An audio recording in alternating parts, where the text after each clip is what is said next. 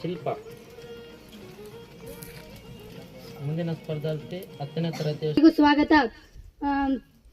ಪರಿಸರ ಸಂರಕ್ಷಣೆ ಆರೋಗ್ಯಕರ ಜೀವನಕ್ಕಾಗಿ ಅರ್ಪಣೆ ಎಂಬ ಧ್ಯೇಯೋದ್ದೇಶದೊಂದಿಗೆ ಆರಂಭವಾಗಿರತಕ್ಕಂಥ ಸಾಲುಮರದ ತಿಮ್ಮಕ್ಕ ಪರಿಸರ ಸಂಘದಿಂದ ಏರ್ಪಟ್ಟಿರುವ ಪ್ಲಾಸ್ಟಿಕ್ ಮುಕ್ತ ಪರಿಸರಕ್ಕೆ ನನ್ನ ಕೊಡುಗೆ ಕಾರ್ಯಕ್ರಮದ ಕುರಿತು ಒಂದೆರಡು ಅನಿಸಿಕೆಗಳನ್ನು ಹೇಳಲು ಇಷ್ಟಪಡುತ್ತೇನೆ. ಈ ಪ್ಲಾಸ್ಟಿಕ್ ಅನ್ನು ಅಲೆಕ್ಸಾಂಡರ್ ಪಾರ್ಕ್ಸ್ ಅವರು ಲಂಡನ್ನಲ್ಲಿ ಜಾರಿಗೆ ತಂದರು. ಈ ಪ್ಲಾಸ್ಟಿಕ್ ಸರಕುಗಳು ಬಿಸೆನಾಲ್, ಸೀಸಾದಂತಹ ರಾಸಾಯನಿಕಗಳನ್ನೊಳಗೊಂಡು ಮಾನವ ಮತ್ತು ಪ್ರಾಣಿಗಳ ದೇಹಕ್ಕೆ ಅಪಾಯವನ್ನು ಉಂಟು ಮಾಡುತ್ತವೆ. ಈ ಕಾರಣಕ್ಕಾಗಿ ಭಾರತದಲ್ಲಿ ಪ್ಲಾಸ್ಟಿಕ್ ಅನ್ನು ನಿಷೇಧಿಸಲಾಗಿದೆ. ಈ ಪ್ಲಾಸ್ಟಿಕ್ಗಳ ದುಷ್ಪರಿಣಾಮಗಳು ಅಸಂಖ್ಯವಾಗಿವೆ. ಇದನ್ನು ತಯಾರಿಸುವಾಗಲೇ ಇದು ಪರಿಸರ ಮಾಲಿನ್ಯವನ್ನು ಉಂಟು ಮಾಡುತ್ತದೆ.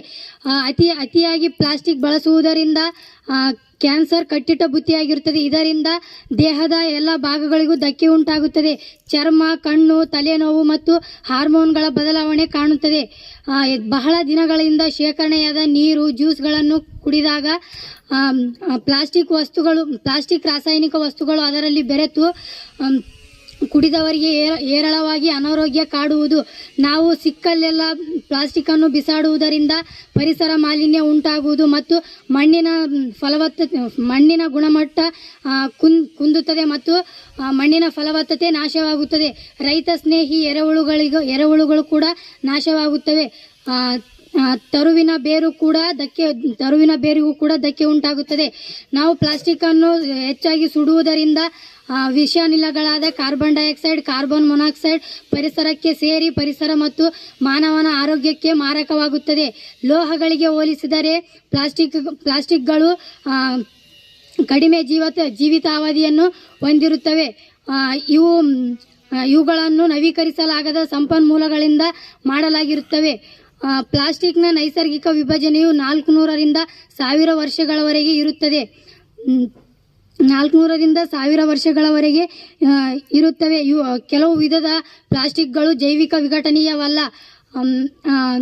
ಪ್ಲಾಸ್ಟಿಕ್ ಅನ್ನು ಹೆಚ್ಚು ಬಳಸುವುದರಿಂದ ಅಸಹಜ ಹಾರ್ಮೋನ್ಗಳ ಬದಲಾವಣೆ, ಸಂತಾನಹೀನತೆ ಮತ್ತು ಕಾರ್ಸಿನೋಜೆನೆಟಿಕ್ ಕ್ಯಾನ್ಸರ್ನಂತಹ ರೋಗಗಳು ಬರುತ್ತವೆ. ಒಮ್ಮೆ ಮಾತ್ರ ಬಳಕೆಗೆ ಅರ್ಹವಾದ ಪ್ಲಾಸ್ಟಿಕ್ಗಳನ್ನು ಏಕಬಳಕೆ ಪ್ಲಾಸ್ಟಿಕ್ ಎಂದು ಕರೆಯುತ್ತೇವೆ. ಜಗತ್ತಿನ ಒಟ್ಟು ಪ್ಲಾಸ್ಟಿಕ್ ಉತ್ಪಾದನೆಯಲ್ಲಿ 40% ಏಕಬಳಕೆ ಪ್ಲಾಸ್ಟಿಕ್ ಅನ್ನು ನಾವು ಕಾಣಬಹುದು. ಏಕಬಳಕೆ ಪ್ಲಾಸ್ಟಿಕ್ಗಳು ಸುಲಭವಾಗಿ ವಿಘಟನೆ ಹೊಂದುವುದಿಲ್ಲ. ಇವು ಸೂರ್ಯನ ಶಾಖಕ್ಕೆ ಚೂರುಗಳಾಗಿ ಸೂಕ್ಷ್ಮ ಕಣಗಳಾಗುತ್ತವೆ. ಇವು ಕಣ್ಣಿಗೆ ಕಾಣದಷ್ಟು ಸೂಕ್ಷ್ಮ ಕಣಗಳಾಗಿ ವಿಭಜನೆ ಹೊಂದುತ್ತವೆ.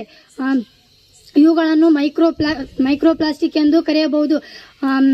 ಏಕಬಳಕೆ ಪ್ಲಾಸ್ಟಿಕ್ ನಿಷೇಧ ಕೂಗಿಗೆ ಮೂಲ ಕಾರಣವೆಂದರೆ ಈ ಮೈಕ್ರೋಪ್ಲಾಸ್ಟಿಕ್. ಈ ಕಣ್ಣಿಗೆ ಕಾಣದ ಈ ಸೂಕ್ಷ್ಮ ಜೀವಿಯು ಮನುಷ್ಯ ಜಾತಿಯನ್ನು ನಾಶ ಮಾಡಬಹುದು. ಆದ್ದರಿಂದ ಇದನ್ನು ನಿಷೇಧಿಸಲಾಗಿದೆ. ಕೇಂದ್ರ ಸರ್ಕಾರ 2011ರಲ್ಲಿ ಜಾರಿಗೆ ತಂದ ಪ್ಲಾಸ್ಟಿಕ್ ತ್ಯಾಜ್ಯ ನಿರ್ವಹಣೆ ಕಾಯ್ದೆಯ ಪ್ರಕಾರ ಯಾವ ಅಂಗಡಿಗಳಲ್ಲಿಯೂ 40 ಮೈಕ್ರಾನ್ಗಳಿಗಿಂತ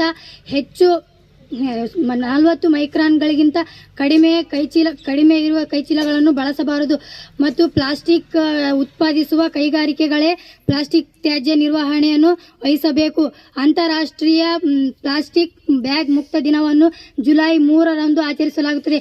ಇದನ್ನು 2021ರಿಂದ ಜಾರಿಗೆ ತರಲಾಗಿದೆ. ಪ್ಲಾಸ್ಟಿಕ್ಗಳ ನಿಯಂತ್ರಣ.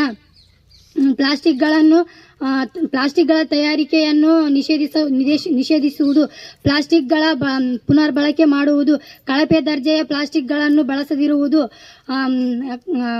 ಕೊಳೆಯಬಲ್ಲ ಕಸದ ಚೀಲಗಳನ್ನು ಬಳಸಬಹುದು. ಪರಿಸರ ಸ್ನೇಹಿ ವಸ್ತುಗಳನ್ನು ಪ್ಯಾಕಿಂಗ್ ಮಾಡಲು ಇವುಗಳನ್ನು ಬಳಸುವುದು. ಪ್ಲಾಸ್ಟಿಕ್ ನಿರ್ವಹಣೆ ನಮ್ಮೆಲ್ಲರ ಹೊಣೆ ಎಂದು ಹೇಳುತ್ತಾ ಪ್ಲಾಸ್ಟಿಕ್ ಬಳಕೆ ತಗ್ಗಿಸಿ ನಮ್ಮ ಪರಿಸರವನ್ನು ಉಳಿಸೋಣ ಎಂದು ಹೇಳುತ್ತಾ ನನ್ನ ಈ ಮಾತಾಡಲು ಅವಕಾಶ ಮಾಡಿಕೊಟ್ಟಿರ್ತಕ್ಕಂಥ ಎಲ್ಲ ಗುರುವೃಂದಕ್ಕೂ ಧನ್ಯವಾದಗಳನ್ನು ತಿಳಿಸುತ್ತಾ ನಾನು ಒಂದೆರಡು ಮಾತುಗಳನ್ನು ಮುಗಿಸ್ತೇನೆ.